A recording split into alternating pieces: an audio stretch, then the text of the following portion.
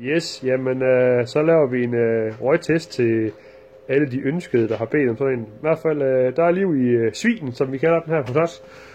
Her kan man se, at ready, alle varmemoduler er varmet op. Der er strøm i alle faser. DMX'en er her. Vi kører lige en trådløs DMX nu, men der er i hvert fald liv i det hele. Og her foran, der sidder så en Air Force One blæser. Der er 15 liter diesel på, der er 15 liter røgvæske klar. 3 outputs hernede på hver 6.000 watt. Vi starter lige med at...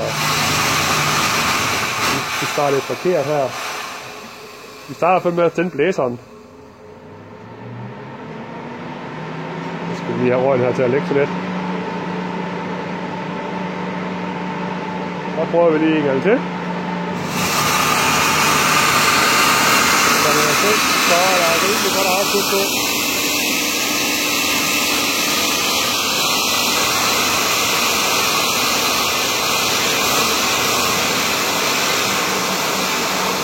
Og det skal lige siges, hvis man ønsker sådan der, så kan vi ved med det kontinuerligt, indtil der ikke er mere røgvæske på maskinen.